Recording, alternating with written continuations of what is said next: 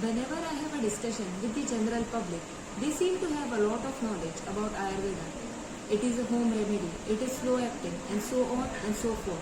But as you know, half knowledge is always dangerous. So hi, this is Shraddha Dumaskar, Hi, myself Kirtan Lekar. bringing in front of you few myths about Ayurveda, which are practiced by an individual on day-to-day basis in the name of Ayurveda. So let's start with the myth. Myth number 1, Ayurveda is all about home remedies and it has no side effects. Fact. Yes, as a home remedy, you can use ginger, tulsi or adulasa extract to fight cold and cough. Jirakvat can be used to relieve abdominal discomfort. But if you have diseases related to skin, joint problems, liver disease or any chronic illness, attempting to follow Google doctor, medicines prescribed by pharmacists, WhatsApp forwards can worsen the condition. Ayurveda is not a cookbook. Anything you try at home cannot be Ayurveda. And as every action is equal and opposite reaction. Similarly, any drug taken properly will show good effects, and if taken wrongly will show its side effects. A deadly poison can be used as an effective medicine with judicious planning, while misuse of life-saving drug results in a deadly poisoning, which says Yogadapi Visham Tikshnam Uttamam Bheshajam Bhave Bheshachapi Duryuktam Tikshnam Sampadyate Visham. Tirtha, you know, one of my neighbor recently shifted to Ayurvedic medicine.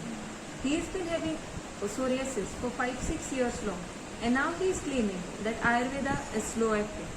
Myth number 2. Ayurveda is slow acting medicine as compared to any other pathy. Fact, generally patients tend to visit Ayurveda practitioner when all the pathis have failed.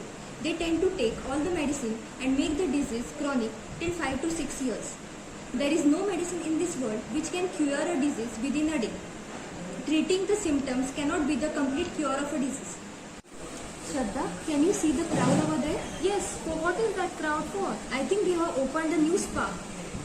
Myth number 3, Ayurveda is all about massaging oil, leaf application and taking decoctions, etc. Fact. Ayurveda has fundamental principles which help a Vaidya to examine, assess and analyze the symptoms, diagnose and choose an appropriate line of treatment. Massaging oil is not indicated for every pain. There are clear uses mentioned in the Samhita for the use of Abhyanga Karma, and its clear contraindications are also mentioned. Uses are Abhyangam Acharet Nityam Sajara Shramavataha Durshi Prasad Pushtayu Swapnam Sutapta Dadhyakrut Shira Shravana Padeshu Visheshinam Tamshilaye. And contraindications for the same are Varjo Abhyanga Kafagrasta Kruta Saushuddhi Jirnidhi. In conditions such as Amba, Jwara, Abhyanga is contraindicated and it worsens the condition. Whose message? Wait, let me read. Oh, that's some WhatsApp forward selling various products and claiming it to be Ayurvedic. Myth number 4. TV ads, WhatsApp forwards, YouTube videos create awareness about Ayurveda. Fact, Ayurveda is a deep ancient science which has 100% efficacy even in today's world. People are trying to sell their products in the name of Ayurveda and making people think that it is classical and will prove to be effective. Shraddha, you remember this ad? क्या तुम्हारे toothpaste में नमक है? Myth number 5. The biggest myth about Ayurveda is having salt in toothpaste or tooth powders.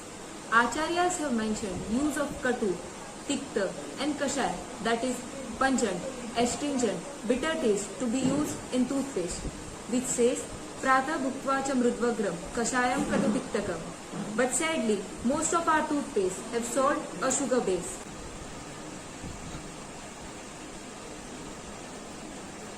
You know, Shraddha, this reminds me of mom insisting me to drink a lot of water in the morning just to flush the waste products from the kidney. Myth number 6.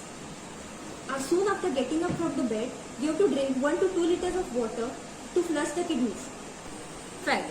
This concept is not at all Ayurvedic, but practiced to be one. In reality, Bhav Prakash in his Dinacharya Adhyay has mentioned intake of only Ardhanjala Pramanjala after getting up from sleep. Liters of water intake will not improve the kidney function, but in return will increase the kidney load, leading to its dysfunction in later stages. Shraddha, let's end our discussion over here and let's have something. No, I cannot eat food. I am following intermittent fasting. Myth number 7, intermittent fasting is considered to be healthy.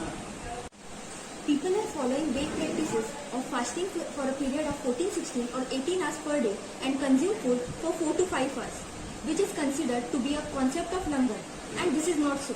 Langan is indicated in Amach conditions such as Jwara, Amvar, Stula, etc. conditions when till then the arm should get digested in the body. Langan in this condition is considered to be a prime treatment. By a healthy individual, principles of Yama Madhyena Bhuktavyam, Yama Yugmam cha Langayet, Yama Madhye Rasodvegam, Yugma Tite Balakshaya. This should be followed. This means a person should not eat before 3 hours after intake of meal and shouldn't fast for more than 6 hours per day. Because if food is eaten before completion of 3 hours, then it causes rasodvega, improper rasa formation, and fasting done for more than 6 hours causes loss of length. These are few myths which we have brought in front of you, but there are many more. Proper knowledge and understanding is required to know the concepts of Ayurveda. Main aim of Ayurveda is Swasthasya Swasthya Rakshanam, Aturasya Vikara Prashamanam. That is, maintaining the health of a healthy person and curing the diseased person. Proper daily regimens and seasonal regimens can keep any person fit and healthy because being healthy is the new trend.